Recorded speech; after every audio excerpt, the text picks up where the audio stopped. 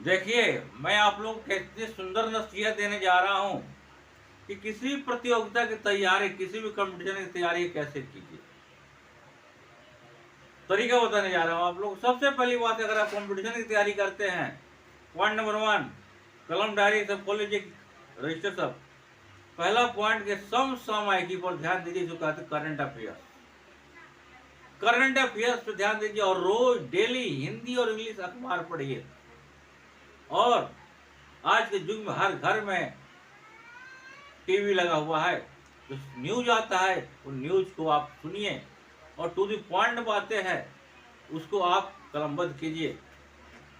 जैसे कि अभी वेस्ट इंडीज में इंडिया और वेस्ट इंडीज का मैच चल रहा है।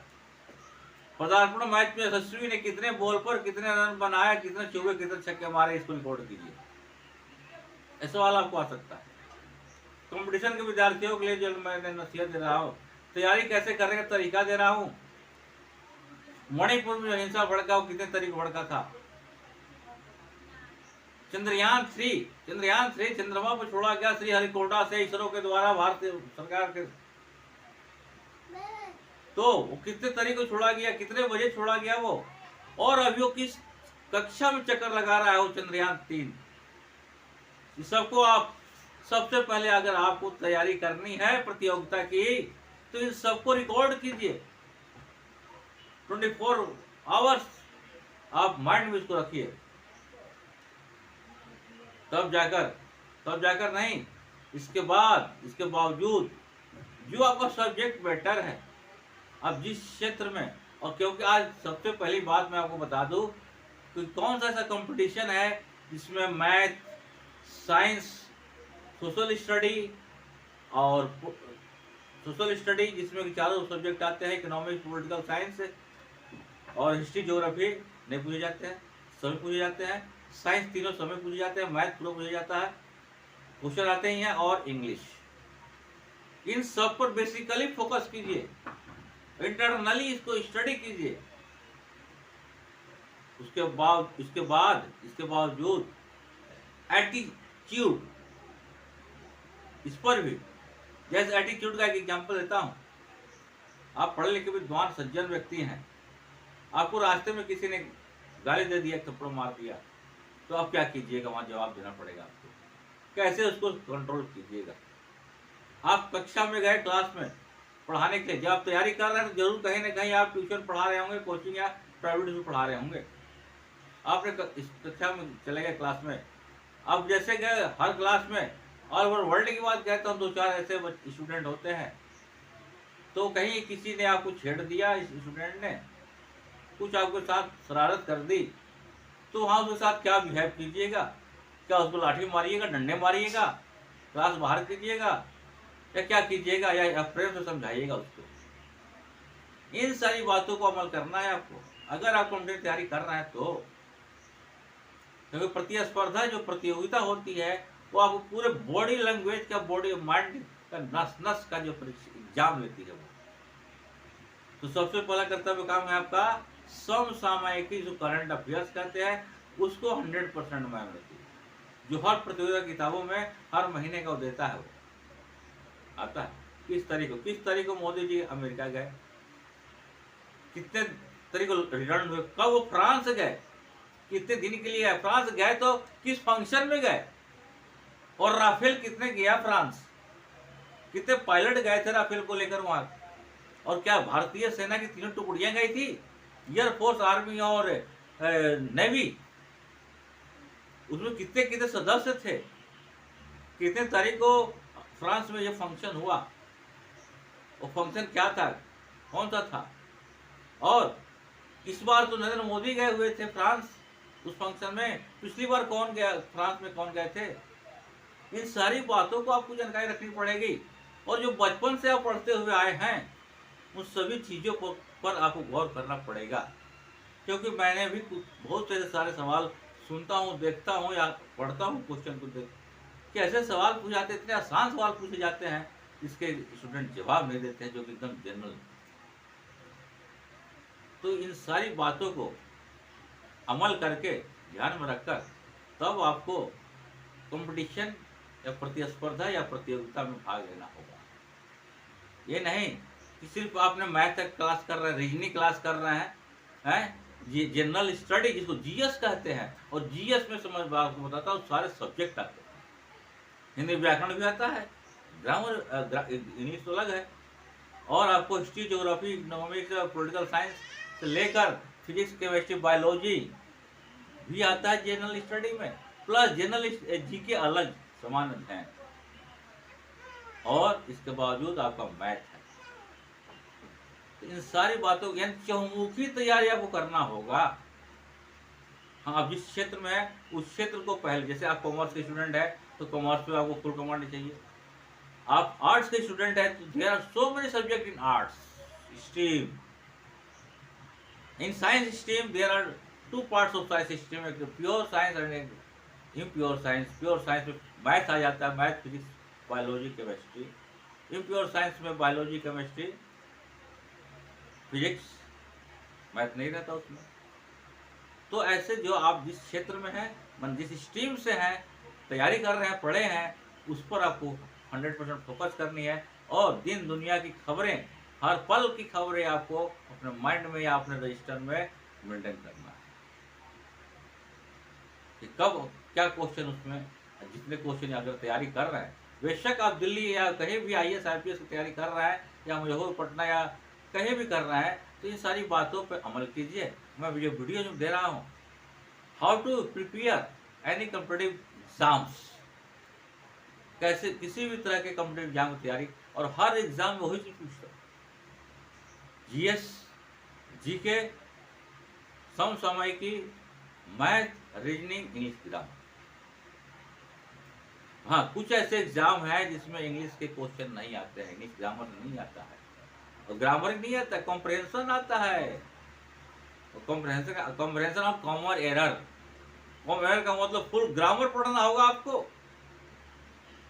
जैसे मैं खुद कॉम्पिटिटिव तैयारी कराता हूँ, जो सर ये टॉपिक, अरे भाई ये टॉपिक नहीं, कॉमन एरर करा दीजिए तैयारी। अरे भाई कॉमन एरर पढ़ने के लिए पूरा ग्रामर पढ़ना पड़ेगा आपको, आर्टिकल से लेकर प्रीपोजिशन से लेकर टेंस, करेक्ट होने for, models, preposition, determiners, non finites, sentence connectors, subject verb agreement, जिसको सब्जेक्ट वर्ब कंकॉर्ड कहते हैं, और एक समय में उसको सिंटैक्स भी कहा जाता था, नरेशन वॉइस।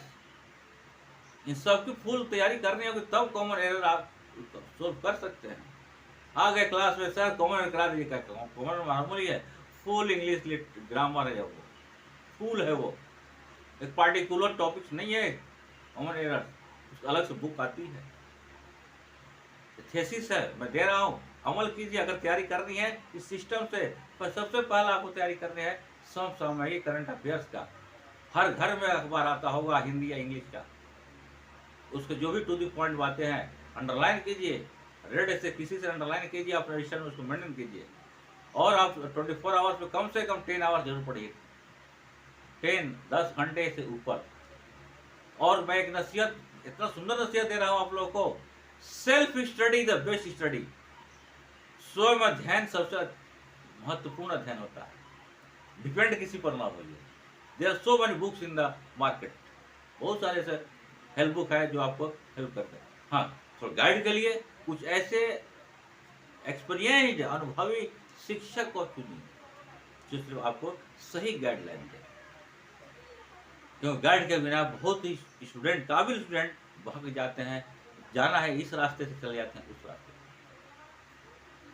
तो क्या मंजिल पे आया नहीं, बहुत सारे लोग मंजिल पाए हैं, बहुत सारे लोग मंजिल पाए हैं, मिली है उनको मंजिल, लेकिन अपने तौर तरीके से आए, एक सिस्टम से अध्ययन किए, सिस्टम से अध्ययन कीजिए, सफलता आपको जरूर मिलेगी। कौन कहता सफलता नहीं मिलती है? सफलता नहीं मिलती तो संतोष यादव 2 बार हिमालय की चोटी पर चढ़ती, वसुंधरी पाल ऐसी लड़ी जो पहली बार हिमालय एवरेस्ट की चोटी पर चढ़ी थी। Nothing is impossible if you want, कुछ भी असंभव नहीं है अगर आप चाह ले तो। Everything is possible if you want, हर चीज संभव है अगर आप चाहते हैं। दिल में चाहिए, तमन्ना रखिए, लगन रखिए, मेहनत कीजिए, देखिए क्या नहीं मिलता है, सब कुछ मिलेगा। मिलने को भगवान नहीं मिलेंगे, लेकिन उनका आशीर्वाद रहेगा आपके ऊपर। ये बालक कहते हैं खुद ही कर बुलंद इतना, खुद ही को कर बुलंद इतना कि हर तकदीर के पहले खुदा पूछे कि ये बंदे बता तेरी रजा क्या।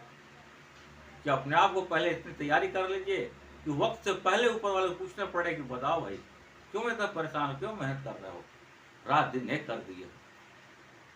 क्या समय आने पर कुआं खोदेंगे तो पानी निकलेगा? आग लगे खुदे कुआं कैसे, आग लग गई चले गए कुआं खोदने कि चलो भाई आग लग गई है, कुआं खोदेंगे अब पानी निकलेगा तो आग उठा लेंगे। या इट इज पॉसिबल? नॉट, नहीं, पॉसिबल नहीं है, ये संभव नहीं है। समय से पहले कार्य करना पड़ेगा और समय पर ही कोई कार्य अपना फल देगा। समय पाए तरुवर फले केतक सिंचो नीर। समय आने पर ही पेड़ जो है फल को देता है। कितने भी आप सिंचाई कीजिए, पूरा बोरिंग लगा दीजिए, नहर खोल दीजिए, समय आने पर ही वो पेड़ फल आपको देगा, पहले नहीं। बशर्ते कि सिर्फ आपका कार्य है कर्म करना। कर्म ही पूजा है, वर्क इज वर्शिप।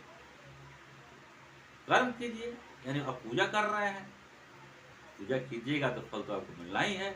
लेकिन समय अनुसार पूजा मुझे सुबह करनी है, स्नान ध्यान करके चलेंगे 12-1 बजे 2 बजे पूजा करने, तो पूजा का फल मिलेगा? नहीं मिलेगा। जिसका जो समय है उस समय पर ही कार्य करना पड़ेगा।